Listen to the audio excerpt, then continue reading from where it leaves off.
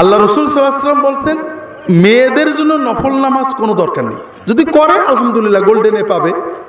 কিন্তু যদি কোনো মেয়ে শুধু 5 ওয়াক্ত ফরজ নামাজ আদায় করে, আমাদের দেশে মহিলারা অনেকে নামাজ পড়েন কিন্তু বসে, আছে নাকি? ফরজ নামাজ বসে পড়লে কিন্তু হবে না, যিনি দাঁড়াতে পারেন পুরুষ হোক মহিলা হোক দাঁড়িয়ে পড়া ফরজ। আমাদের দেশে মেয়েরা নামাজ পড়েন শাড়ি পরে, ঠিক না? শাড়ি কিন্তু মুসলমানদের পোশাক না, এটা হিন্দুদের পোশাক। আমরা পুরুষেরা টুপি নিয়ে কত ঝগড়া করি, গোল লম্বা আছে কোন 4 কোনা 5 কোনা পাগড়ি নিয়ে, হুজুরের মাথায় পাগড়ি নেই, মুসল্লির মাথায় পাগড়ি, নামাজ বাকিরেও আছে না নেই? যত ঝগড়া নফল নিয়ে, ফরজ নিয়ে কোনো ঝগড়া নেই। যেটা বলছিলাম ভাইয়েরা, এগুলো সব নফল মুস্তাহাব। আর মেয়েদের জন্য ফরজ পোশাক আমরা দিচ্ছি না। মেয়েদের ফরজ পোশাক এবং সুন্নত পোশাক সেটা হলো পুরো ম্যাক্সি, এই গলা দিয়ে পায়ের গোড়ালির নিচু পর্যন্ত ঝুল হবে, এই কবজি পর্যন্ত বা আঙুল পর্যন্ত হাতার ঝুল হবে, এইরকম ম্যাক্সি। ম্যাক্সির উপরে বড় ওড়না, চাদরের মতো ওড়না, ম্যাক্সির নিচেই পাজামা অথবা সায়া। এই পোশাকগুলো পরা মেয়েদের জন্য ফরজ, স্বামীর সামনে ছাড়া বাকি বাড়ির ভিতরে ঘরের ভিতরে কাজ করার জন্য সকল অবস্থায় এই পোশাক ফরজ, এবং এই পোশাকই সুন্নত অর্থাৎ ফরজ সুন্নত।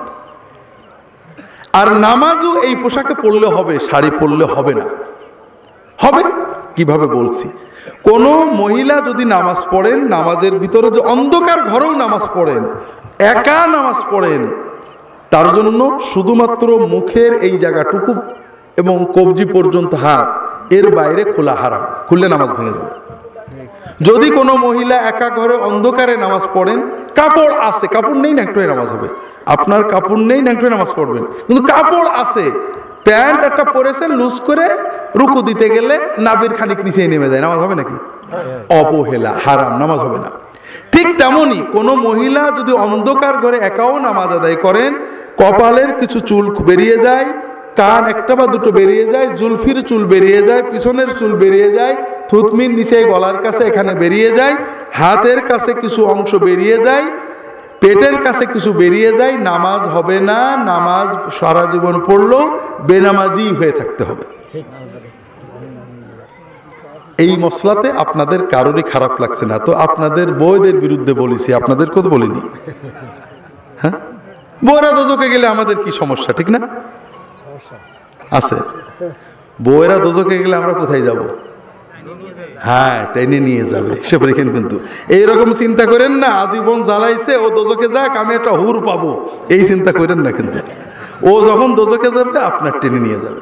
আমার কাছে একজন মহিলা দুবাই থেকে ফোন করেছে, খুব কান্নাকাটা করে, চিটাগাঙের মানুষ, যে স্বামীটা ঠিক করে নামাজ পড়তে চায় না, কত বলি, জুমার দিনে যায় তাও দেরি করে যায়।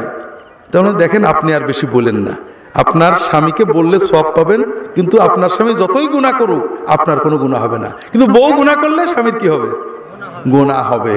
কাজে বেশি বললে তিক্ততা হবে। আপনি সেজদায় যে আল্লাহর কাছে দোয়া করেন স্বামীর জন্য, আর বেশি নসিহত করেন না, কারণ স্বামীর জন্য নসিহত করা ফরজ, আর স্ত্রীর জন্য স্বামীকে নসিহত করা ফরজ না। করেছে বেচারা, শুনে না, কি করবে? যাই হোক, অনেক কষ্টের কথা, স্বামীরা অনেক জালেম আছে, যেটা বলছিলাম। আবার বউরাও জালেম আছে, একেবারে কম না, যেটা বলছিলাম। তাহলে